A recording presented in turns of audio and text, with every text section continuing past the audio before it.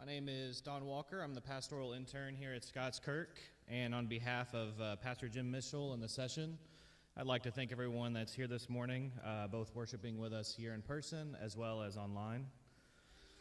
Don't have much in the way of announcements today. I did want to thank Pastor Jim for facilitating the Romeo breakfast yesterday. I appreciate that, as I had to be elsewhere, so thank you, Pastor Jim. Also wanted to give a prayer update for Jen and I. We thank you guys for your prayers, truly. The more that I have grown as a Christian and the more that I have spent time in the Word, the more that prayer has become sweeter to me. And so not just for my own prayer with the Lord, but I am thankful for those who do pray and mention mine or my family's name as well. So thank you. We still have some things we're trying to accomplish up in Charlotte. We have everything greenlit here for a good friend of mine to rent our home from us. He's just waiting for us to get out of the way at this point. So I humbly ask if you guys wouldn't mind continuing to pray for Jen to find the proper job. That's really the big one. Once we can find that, housing and daycare and everything else will fall into place pretty quickly, I assume. There's a lot up there. So again,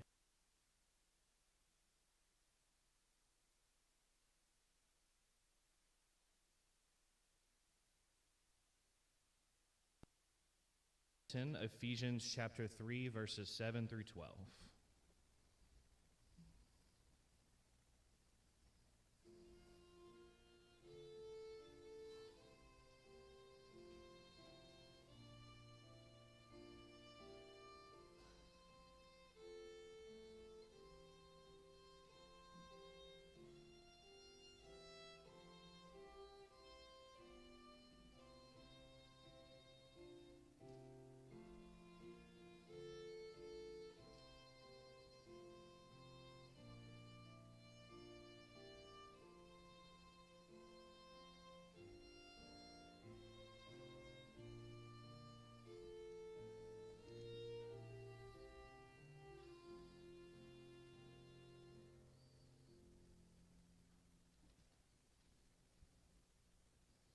Our call to worship this morning is Psalm 117. Praise the Lord, all nations. Extol him, all peoples. For great is his steadfast love toward us, and the faithfulness of the Lord endures forever. Praise the Lord. If you guys will please stand and continue to praise the Lord with me as we sing How Firm a Foundation from Trinity Hymnal number 94.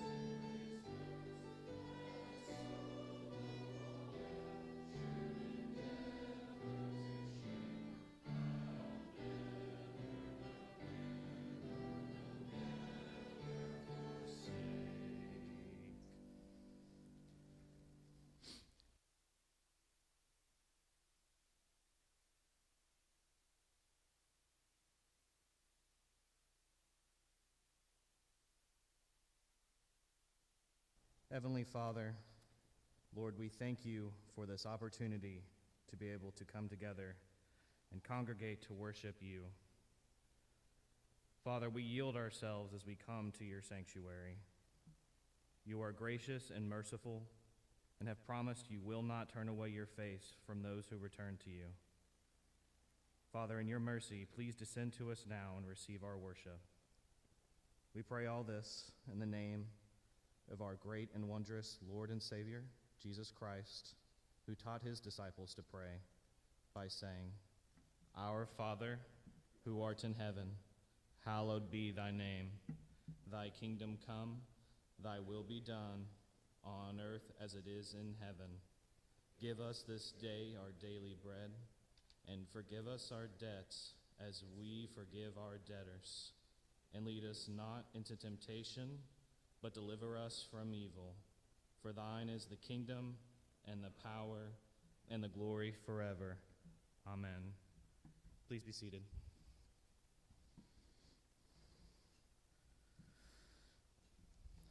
Our confession of sin this morning is a portion of a Puritan prayer, so the words can be a little tongue-tied, just to forewarn you. If you will please read along with me now.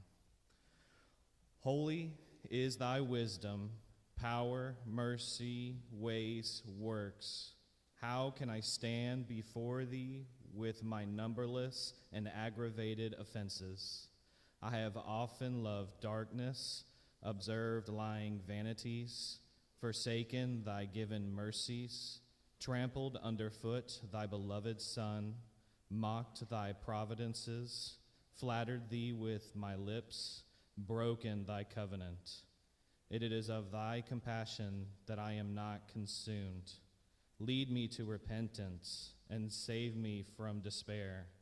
Let me come to thee renouncing, condemning, loathing myself, but hoping in the grace that flows even to the chief of sinners.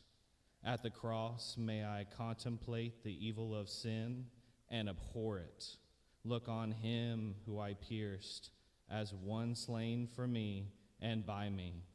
May I never despise his death by fearing its efficacy for my salvation. And whatever cross I am required to bear, let me see him carrying a heavier. Teach me in health to think of sickness, in the brightest hours to be ready for darkness. In life prepare me for death. Thus may my soul rest in thee, O immortal and transcendent one, revealed as thou art in the person and work of thy Son, the friend of sinners. Brothers and sisters, for those of us who have been redeemed by our Lord Jesus Christ, please find comfort in these following words from 1 John chapter 2, verses 1 and 2. My little children, I am writing these things to you so that you may not sin. But if anyone does sin, we have an advocate with the Father, Jesus Christ the righteous. He is the propitiation for our sins, and not for ours only, but also for the sins of the whole world. If you'll please stand as we now recite the Confession of Faith. Today's Confession of Faith is from the Westminster Confession of Faith 2.2. Please read along with me. God hath all life, glory, goodness, blessedness in and of himself, and is alone in and unto himself all sufficient, not standing in need of any creatures which he hath made, nor deriving any glory from them, but only manifesting his own glory in, by, unto, and upon them. He is the alone fountain of all being, of whom, through whom, and to whom are all things, and hath most sovereign dominion over them, to do by them, for them, or upon them, whatsoever himself pleaseth. In his sight all things are open and manifest. His knowledge is infinite, infallible, and independent upon the creature, so as nothing is to him contingent or uncertain. He is most holy in all his counsels, in all his works, and in all his commands. To him is due from angels and men and every other creature whatsoever worship, service, or obedience he is pleased to require of them. Please be seated. I would now like to invite the children up for the children's sermon to be given by Pastor Jim.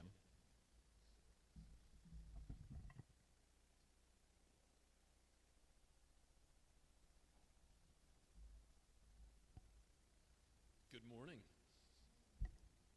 Do you know what a doxology is? Praise God, from whom all blessings flow. We're going to sing it in just a few minutes in the worship service. But a doxology means praise to God. God is the one who made everything and the one who saves us. But this whole world and even our lives are not ultimately about us, are they?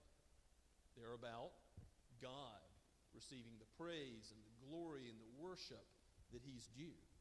And so that's how, after Paul has expounded the gospel in the book of Romans, he's going to end the whole book. We're going to see today in the scripture of Romans, very last part, he's going to give all praise and glory to God in what's called a doxology. The gospel is all about God's glory. Let's pray and thank him for that. Oh Lord Jesus, we thank you that you died for our sins, that you lived the perfect life we could not live. Bless these little ones, Lord, that they would walk in the obedience of faith all the days of their life and depend alone on your righteousness given in the gospel. May you receive all the praise for that. We pray in Jesus' name. Amen.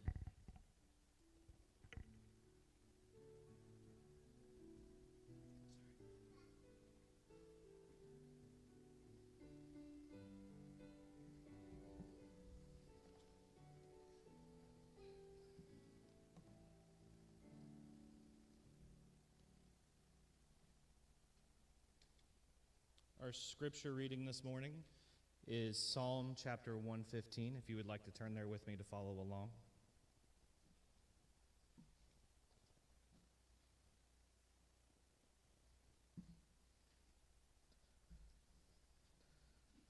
Not to us, O Lord, not to us, but to your name give glory, for the sake of your steadfast love and your faithfulness. Why should the nations say, where is their God?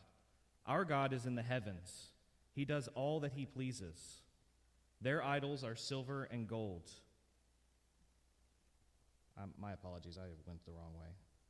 My apologies. Yeah. Oh, am I? Oh, okay. My apologies. For my apologies. Okay. Their idols are silver and gold, the work of human hands. They have mouths but do not speak, eyes but do not see. They have ears but do not hear, and noses but do not smell. They have hands but do not feel, feet but do not walk, and they do not make a sound in their throat. Those who make them become like them, so do all who trust in them. O Israel, trust in the Lord. He is their help and their shield. O house of Aaron, trust in the Lord. He is their help and their shield. You who fear the Lord, trust in the Lord. He is their help and their shield.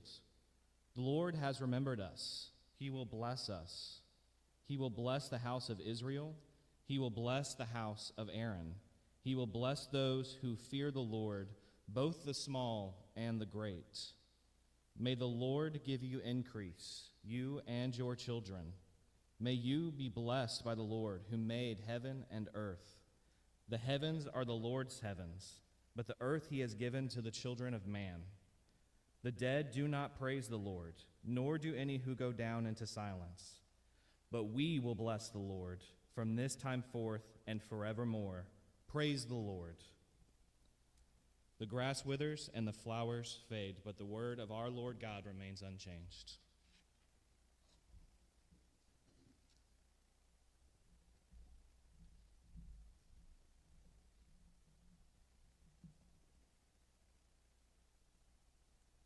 Join with me as we go before our Lord and Savior in prayer. Let us pray. O Lord God Almighty, maker of heaven and earth, we are humbled by the privilege of coming before you this day in this place to worship your great name, to celebrate your goodness, your grace shown to us in Christ Jesus. Lord, we praise you this day for your sovereign power, for your great mercy, and for that grace. Lord, we thank you for your truth embodied in Christ and in your word to us in the Scriptures. We thank you for the presence of your Holy Spirit to apply that truth to our lives. Lord, we delight this day to call you Father and to celebrate together as brothers and sisters redeemed in this land. Heavenly Father, we know this is not of our own doing. We confess that we are not able to walk in your ways and to keep your statutes by our own strength, that even our best efforts are failures. But Lord, we know that you have done for us what we could not do for ourselves in Christ Jesus. And we praise you for your great grace, for your mercy, for cleansing us and bringing us into your household. Heavenly Father, we pray that your Spirit might be with us every day, strengthening us, giving us wisdom to seek what is right and to celebrate you in this world. Lord, we know that this world that you have made is still broken, but we also know that you have always kept your promises, and you will indeed keep your promise to redeem this broken world and to set all that is wrong right, to bring about true justice for the oppressed, and to restore the peace that was broken by our sin. Heavenly Father, we thank you for that assurance in these days. Lord, we do thank you for many blessings. We thank you for the abundance that we enjoy in these days. We thank you for the safety and security we have in this land, for the freedom to study and to worship you. We thank you for the calling you have given each of us and equipped us for service to you in many different ways. Lord, in particular, we give you thanks and praise that you have restored the livelihood to David Johnston and to the others for whom it was taken. Lord, we thank you for the assurance of your provision for us day to day. And we ask that we might know how to best use what you give to glorify you and extend your kingdom. Lord, there are many for whom we would pray, many whose names are not known to us. This is a world, Lord, full of suffering and torn by conflict. And we lift up to you those whose lives are in danger, far afield, not only those who would defend us, for whom we give thanks, but also the many who are caught in the midst of war. We pray for those in Southeast Asia and in the Middle East, in Africa and in Europe, in the zones of conflict. Lord, even in those places, you are there. And we pray that your power might be evident, that your justice might be done, that there might be a peace which only you can give, and that the world would see it and glorify you. Heavenly Father, we pray for our own leaders, for those who make our laws, that they might have wisdom and grace from above. Lord, we pray for those who interpret the laws, that they might do justice and seek righteousness. We pray for those who administer the laws, Lord, that they likewise would have wisdom and strength, that their speech might be gracious and glorifying to you, as well as edifying to man. Heavenly Father, we pray for those who grieve, that you might be their comforters. And we pray especially for Raymond Paskaukis and for the Barish family. But we are thankful even now that we might be comforted in the knowledge of Margaret's place with you in heaven. Lord, we thank you for that assurance, and we pray for others who grieve, that their grief might not be in vain, but that through Christ Jesus and the power of your Holy Spirit, they might find comfort. We pray also this day for those who share the gospel around this world. Lord, we pray for pastors. We lift up Jim and ask that you would strengthen him this day, give him wisdom as he speaks, clarity as he thinks, sharing your word with us, and open our ears that we might hear.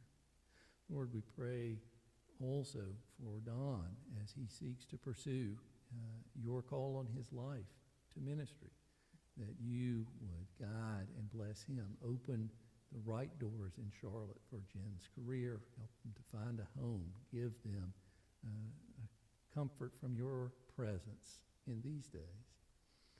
We pray for other pastors around the world and for missionaries. We pray that they might have courage, that they might share the truth with boldness, that they might be kept safe from the wiles of the adversary, that your gospel would go forth, and that many of your people would respond with joy to your word. Heavenly Father, we thank you that you have seen fit to call us, to draw us to this place through your Holy Spirit. We pray that you would bless us this day, not only in this time of worship, but in the rest you have given, that you would bless us and cause us to be a blessing. We pray in Jesus' name. Amen. Now, if you'll stand, please, and we'll sing in the Trinity hymnal, number 115, All Creatures of Our God and King.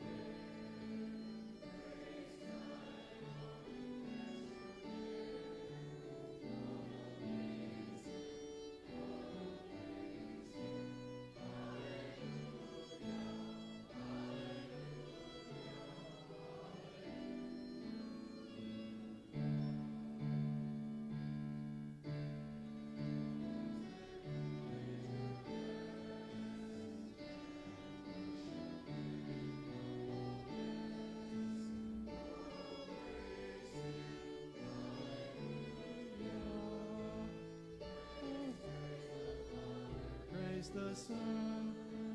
Praise the Spirit, three in one. Lord, praise Him. Oh, praise Him. Hallelujah. Hallelujah. Hallelujah.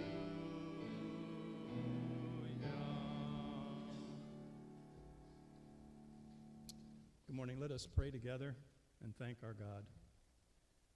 Heavenly Father, you are glorious. We've said it over and over again today.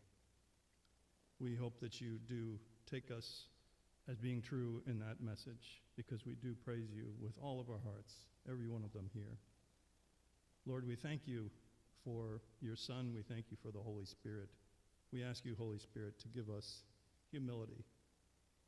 And in that humility, we ask you also to be kind with us, because we deserve your wrath. We repent of our sins here. We thank you for accepting that, and we do pray that you do accept it. We thank you for the opportunity to serve you and to love you. And we do all this in the name of Jesus Christ. Amen.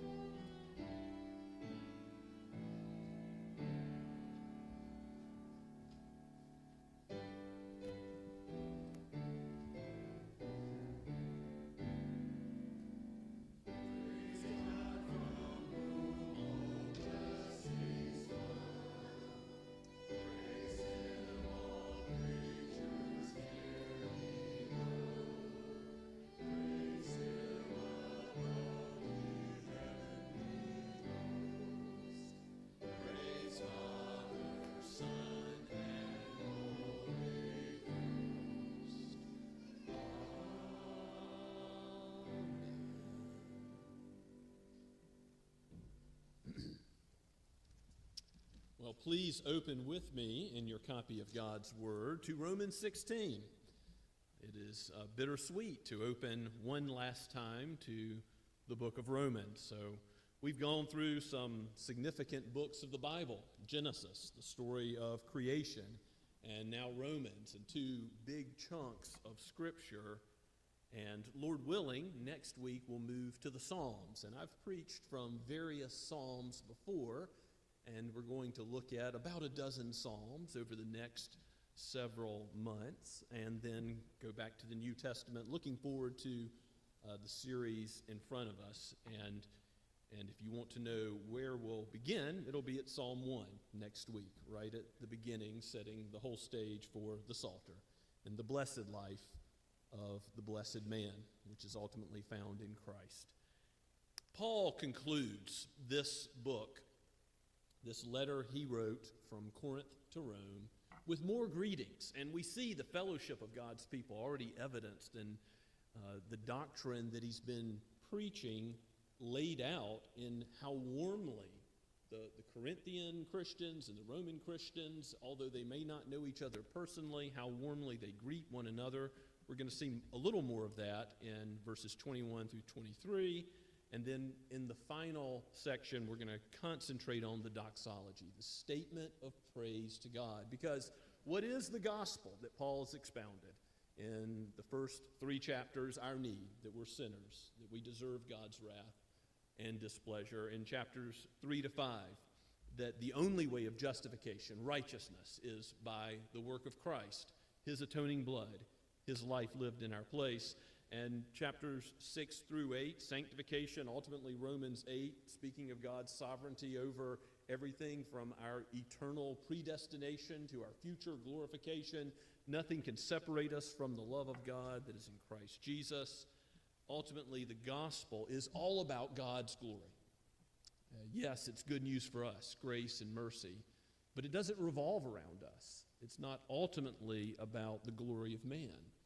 It is about God and his glory in saving sinners. And God will be glorified. We'll talk more about that as we highlight who God is and what he has done in this striking doxology. And I will just say, before we read God's word, this is just scratching the surface. Many Puritans, many others have preached for year upon year in the book of Romans and gone deeper and deeper, and no doubt you can.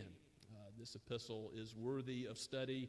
It is a very detailed explanation of the gospel, but it's appropriate that Paul ends it with praise to God for his work, for who he is and his work in the gospel. So let's give our attention to God's word, starting at Romans 16, verse 21. This is penned by the Apostle Paul and breathed out by God the Holy Spirit for each of us today. Timothy, my fellow worker, greets you. So do Lucius and Jason and Sosipater, my kinsman. I, Tertius, who wrote this letter, greet you in the Lord. Gaius, who is host to me and the whole church, greets you. Erastus, the city treasurer, and our brother Quartus greet you. Now to him who is able to strengthen you according to my gospel and the preaching of Jesus Christ, according to the revelation of the mystery that was kept secret for long ages, but has now been disclosed, and through the prophetic writings has been made known to all nations, according to the command of the eternal God, to bring about the obedience of faith. To the only wise God be glory forevermore through Jesus Christ. Amen. Let's pray together. O triune God, Father, Son, and Holy Spirit, to your name alone be praise. Your glory you will not give to another. O Holy Spirit, thank you for your work in writing this epistle, and we now ask that you would open the eyes of our heart to drink in its content once again and cause our hearts to be set aflame by it and cause our hands and feet to live it out for the sake of your great name. We ask this through Jesus Christ, whose completed work has brought peace to sinners. We thank you and pray all this in his holy name. Amen. So earlier in chapter 16, we saw all these greetings, all these names mentioned, many of which were women, some were slaves, some were considered lowly by the world, but Paul shows that his doctrine of the communion of the saints is real by the way that he incorporates all of this content into his magnum opus epistle explaining the gospel earlier in the chapter. Now, he probably wrote verses 17 through 20, which we looked at last week, in his own hand. And then the rest of the epistle, we see in verse 22, was written by Tertius.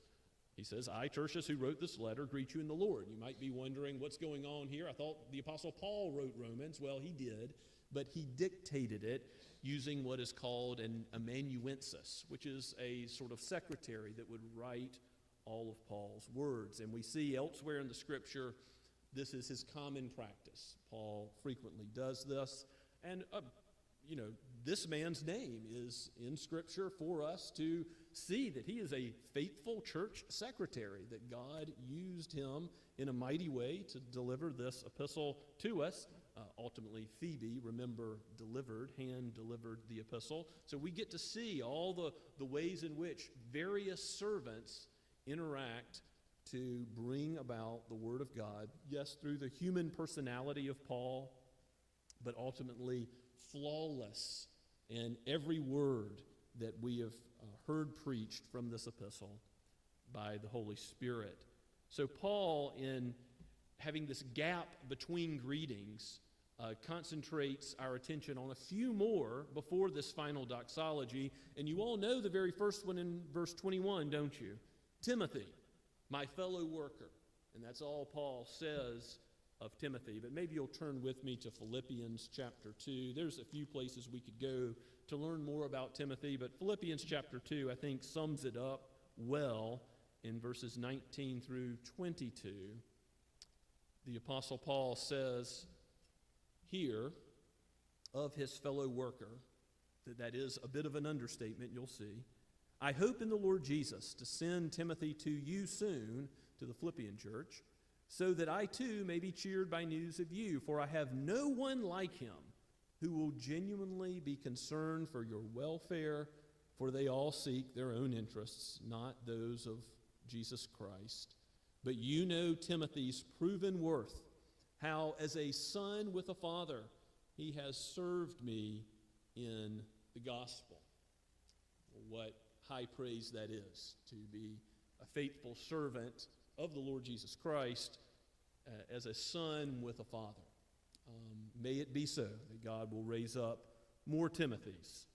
And if you are considering the pastoral ministry, as several in this congregation are, or if you one day do consider that ministry, know that God can use different personalities. He can use Paul's and he can use Timothy's. Timothy was timid, and Paul had to remind him to boldly preach the gospel, and yet Timothy is used by Paul in powerful ways to spread the gospel, and the Apostle Paul recognizes that despite very different personalities, that Timothy is preaching the same gospel, and it exemplifies that communion of saints again, and that God uses people of all different types of backgrounds and speaking ability and linguistic flair or not to deliver the good news of the Scripture. So Timothy, you know, and he greets you. So do Lucius and Jason and Sosipater, my kinsmen. We don't know if Paul is saying they're kinsmen, meaning they're Jews,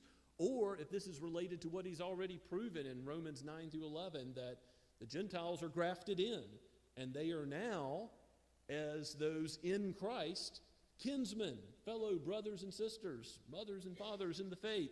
So I suspect, given the whole context of Romans, that he is actually not saying my kinsmen according to the flesh, although he might be saying that, but saying that these are Christians. And commentators have written about how to identify them exactly.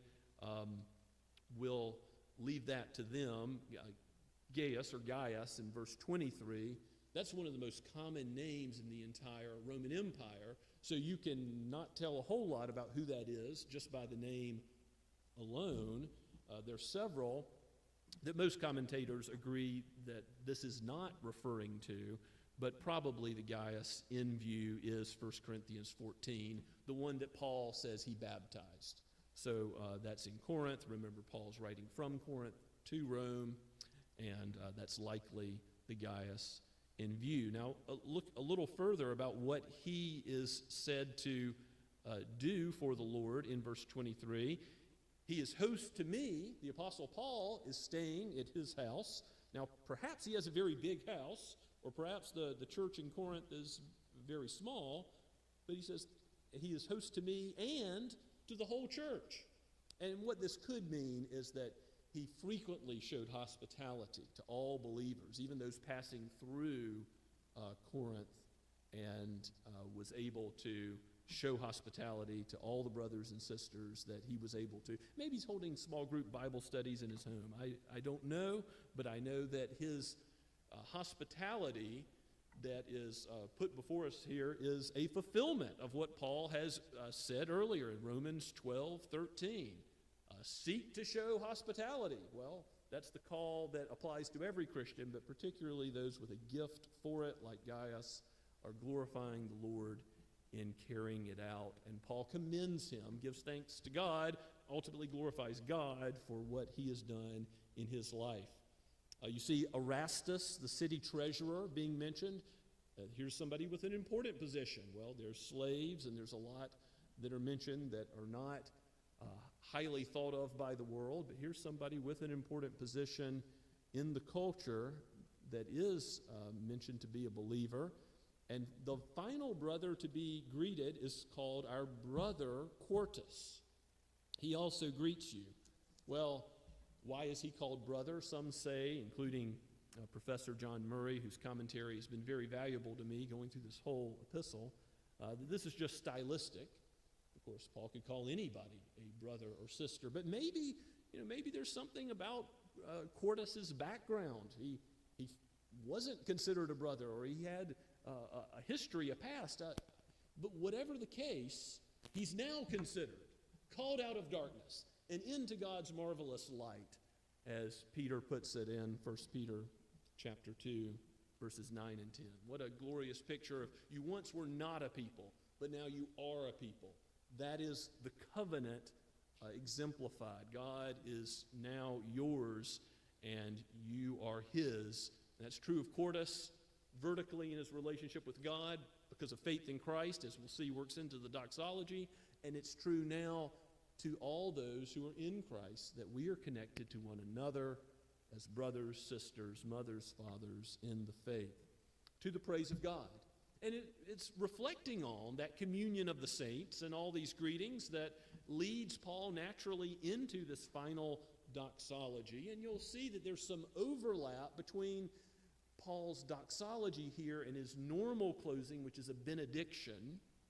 And you'll see benedictions or doxologies close many epistles in the New Testament. I think of others like Hebrews and Jude that have similar phrasing to what we're about to read. A doxology is focused on the praise of God. That's what it's about, praising God. And you can praise God for who he is, his character, his being, all his many perfections, all his many attributes. You can also praise God for what he's done or has done and is doing and will do in the church. And that's where the overlap comes with the concept of benediction, because a benediction is a statement that God says is true of you who are in Christ. You are blessed. And the doxology is about God, showing that all things are centered on the glory of God, and yet at the same time, part of why God is to be glorified and to receive the worship and honor and praise that he's due is that he does work in the church by his grace and mercy, redeeming sinners. And this is to his praise. You see that as you look at verse 25, and Paul saying something about the people of God right away. Now to him, that's to God, who is able to strengthen you. So how does God bless his people? He strengthens them. Do we need strengthening? Do we need power? In the flesh, we can do nothing. But in Christ, we can do all his holy will. We are delivered out of death to life, but we have good works that God has called us to walk in. So in Ephesians chapter 2, Paul talks about the gospel, even faith itself being a gift from God, but that he strengthens us to walk in those good works, to walk in the light even as Christ is in the light, so that his name is praised. So yes, we need strength. We need strength even in our sanctification. Of course, justification is all of God's work, and sanctification is his work as well, even though we participate in it. So the strength that we need is according to my gospel, Paul says. And don't get thrown off here, because Paul isn't now saying, and a little bit of glory to me. No, when he refers to my gospel, he's talking about the gospel that he possesses because he was entrusted with it to preach what has been delivered to him faithfully. And he uses that language elsewhere. You can see in your outline some of the texts where he refers to how he was called and entrusted with the gospel as well. So it's according to the gospel and the preaching of Jesus Christ. It is the proclamation of the truth that the world sees as folly. The world doesn't understand a crucified Savior, Jews considered it a stumbling block. The Greeks considered it folly, Paul says in 1 Corinthians chapter 1. But it is this gospel that the Lord God uses as Paul preaches it and others preach it to change people, to give them righteousness that comes from another, the finished life of Christ and his perfect obedience to the law. What God required in the law, Christ fulfilled. And he atoned for the sins of all those who have faith in him. So it is this perfect righteousness according to the gospel that's preached that changes people initially, gives them faith, but also gives them strength to walk in faith and to not give up, to not lose hope, to not lose heart, but to press on even when trials and difficult circumstances come. And certainly Paul was familiar with such, was he not? So it's according to the gospel that God gives strength, that God blesses his people with strength. And that is now a subset of the gospel according to the revelation of the mystery that was kept secret for long ages but has now been disclosed. And this is not talking about some Gnostic secret knowledge that only once you're moving up the ranks in Christianity you obtain. No, there were mystery religions in Paul's day that thought about things that way, and 1 John is adamant, among other places in the Scriptures, that that's not the type of mystery that Christianity is. But what is the mystery? You see this also in our focus verses in Ephesians chapter 3, 7 through 12, in the preparation for worship. Paul says, "To me, though I am the very least of all the saints, grace was given to preach to the Gentiles the unsearchable riches of Christ, and to bring to light for everyone what is the plan of the mystery hidden for ages in God, who created all things, so that through the church and the manifold wisdom of God, it might now be made known to the rulers and authorities in the heavenly places. This was according to the eternal purpose that he realized in Christ Jesus our Lord, in whom we have boldness and access with confidence through our faith in him." So this gospel was veiled in the Old Testament. Is that true? Christ was proclaimed there. The seed of the woman will crush the head of the serpent. That's right in Genesis 3:15. And Abraham is told that he will be a blessing to all the nations. So Isaiah foretells the suffering servant in chapter 53. We've got all the sacrifices and the types, even the temple, the priestly garments that we looked at in Sunday school this morning. There's so many ways from the hand-washing rituals to all of the sacrificial requirements of Leviticus. We could go through and show how the Old Testament points forward to Christ, legitimately and truly. But there is something different in the New Testament. It is revealed as clear as day in the life of Christ, the miracles of Christ, the resurrection of Christ, the ascension of Christ, the teaching of Christ. It's revealed who the Messiah is in the flesh. He dwelt among us. God became man, and God accomplished his purpose. He crushed the head of Satan. Now it's a mopping up operation. Soon the grace of our Lord Jesus Christ will crush Satan finally under our feet, as verse 20 says in chapter 16 of Romans. Now, this secret has been disclosed in the Old Testament to some extent, but more and more it is disclosed in the New. And that is the point that John Murray makes when he says the contrast is not absolute but relative, and yet you don't discount the fact that there is a relative contrast. Christ is in the Old Testament, but he is veiled, and we should acknowledge that, and that's the sense in which Paul is using mystery here. He says the revelation of the mystery that was kept secret. So it in some ways was veiled for long ages, but now has been disclosed, and through the prophetic writings. And what does Paul call the prophetic writings? All the Old Testament, the law and the Psalms and the prophets. But now he knows that these prophetic writings, including the New Testament scriptures, it has been made known to all nations according to the command of God.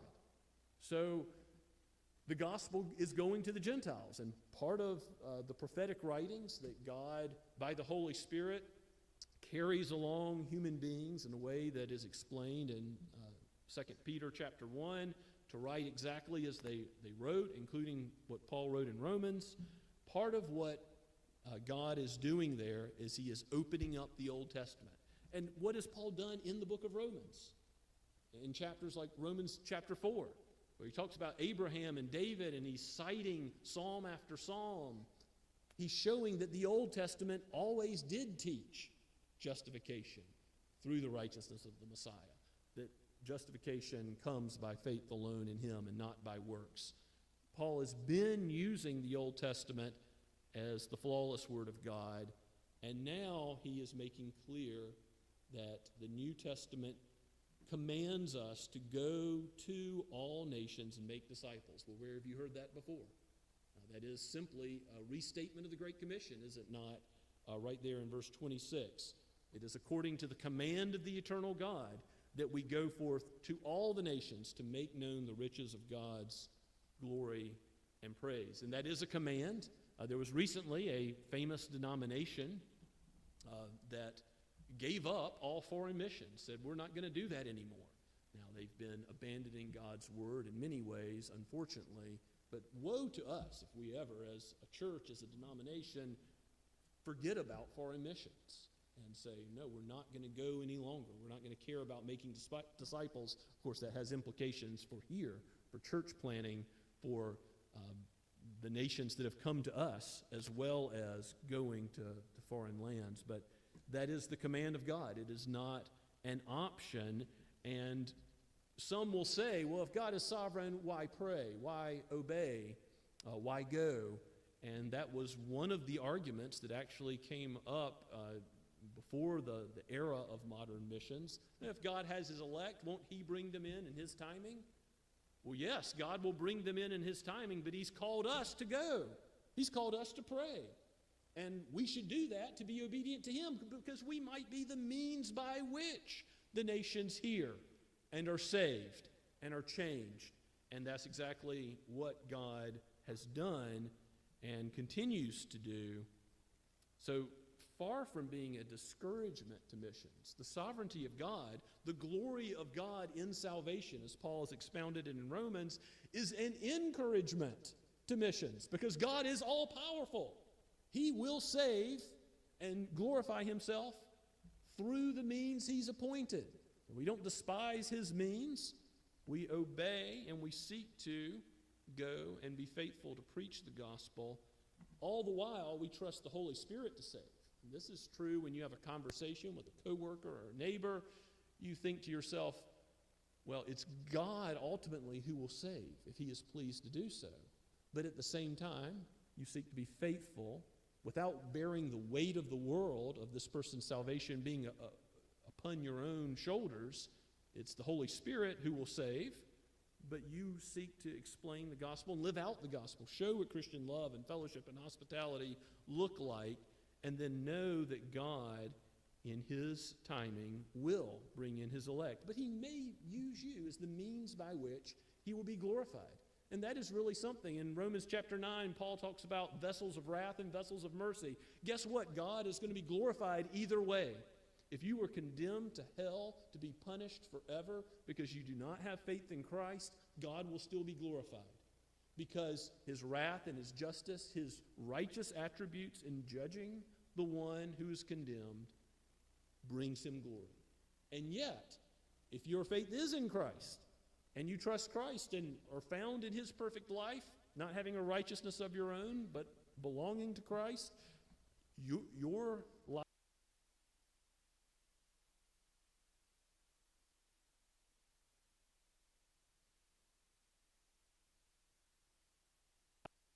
those things righteously for us. So God, in glorifying himself, he won't give his righteousness to his glory to another, he says in Isaiah 42:8. He has a situation where whatever circumstances obtain in this world, and of course he knows them all, he knows everything possible or contingent, as we confessed earlier about his ever-blessed being, God will be glorified regardless of what his creatures do. And Cornelius Van Til, the systematic theologian and apologist, puts it this way. It's almost like there's a full bucket paradox. God in his glory is always full. God always will be magnified and worshiped and praised for who he is in his perfections. The angels never cease doing so. He's worthy of that in himself. And of course, if we don't praise him voluntarily, Paul says in Philippians chapter 2, one day every knee will bow, every tongue confess involuntarily. Again, vessels of wrath or vessels of mercy, all will glorify God. And no glory will be taken from him. Nothing can thwart his plan to be glorified, because unlike we human beings who are not the center of the universe, God is the center of the universe. God is the center of all things, and he deserves to be worshiped and glorified. So the only question is, how will he receive that glory? And we confessed in that confession of faith from the Westminster 2.2 that he manifests his own glory in, by, and unto his creatures. He doesn't technically receive glory that's new and then overflow the bucket of his glory, because he doesn't derive any glory from us, but he has all glory, blessedness, life in himself. And he chooses to glorify himself through human beings, through those jars of clay that we are as his people. What an honor to be part of God's glory going forth in this world as a church, as we worship him today, as we have a conversation about Christ, as we send missionaries, as we pray, as we do what God has called us to do.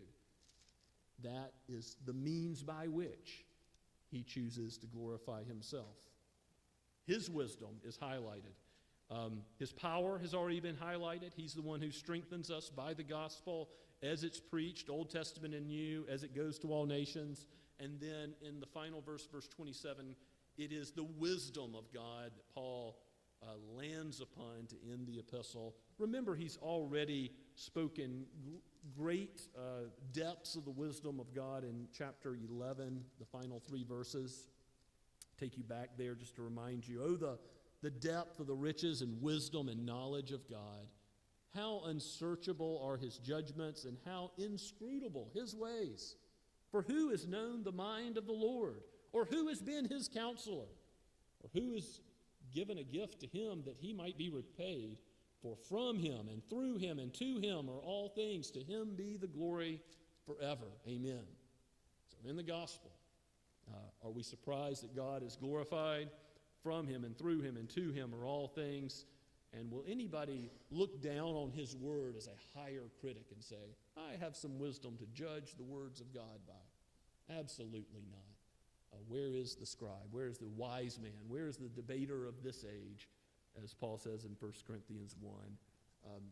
They are not going to be found wiser than God. The only source of wisdom is the being of God. And so what does Proverbs say more than once? The Psalter as well. The fear of the Lord is the beginning of wisdom. If you want knowledge and understanding to really understand how the world works, you must view the world through the lens of Scripture.